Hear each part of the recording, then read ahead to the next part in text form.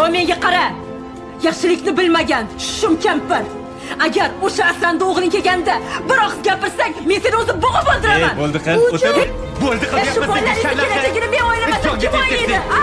Bolalaringizni ertaga o'qishga yig'asiz kerak. Hammasini men o'ylaymanmi?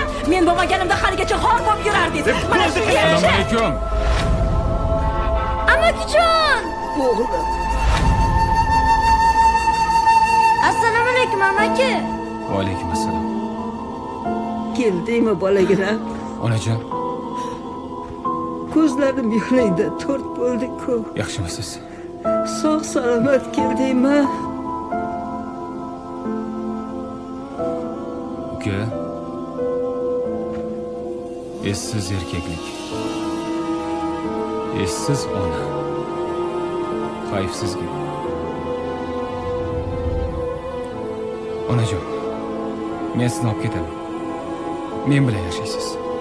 Amaki, men ham siz bilan ketaman. Oyim bilan dadamni janjaldan charchadim. Qaniydi dadam sizga o'xshaganlar dedi. Bekorga aytilmagan, xotinini deb ota-onasini kechgan, xotinini deb ota-onasiga hurmatsizlik qilgan yigit do'zaxga tayyorgarlik ko'rsin deydi. Bunaqa yo'qmi? Oldin kam edi. Hozirchi to'la yotibdi. Ona yig'lab kelyapti. O'g'lim tashlab chiqib ketdi mana. Ota yig'lab kelyapti. O'g'limni uylovdim, o'zgardi deyapti. Qaysi tomonga o'zgardi desam, bizga ish bo'lmay qo'ydi deyapti. Shuning uchun men nikohda aytaman yigitlarga. Ey yigit, biron narsa olmoqchi bo'lsangiz, xotiningizga onangizdan ko'ra qimmatroq, yaxshiroq narsa olib bermang xotiningizga. Xudo saqlasin, o'shanda ona xotinga olib bergan qimmatbaho narsamizni ko'rib bitta ichi og'risa, o'sha farzand oq bo'ladi. Oq bo'lgan farzand jannat hidini hidamaydi deganlar.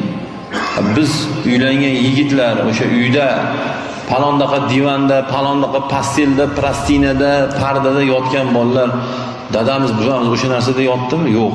Siz uylanadigan uyingizni remont qilmang, dadangizning uyini remont qiling. Siz uyingizga parda ilmang, dadangizning uyiga parda iling. Dadangizning uyida pardani olib chiqib ilib qo'ying. Agar o'sha eski parda ekan deb kelmaydigan bo'lsa, yo'qolib ketsin undan keyin. Agar sizni muyimingizni deb tegadigan bo'lsa, pulingizni deb tegadigan bo'lsa, asl nusxasini ko'rsatsin. Ketsin, yashamasin.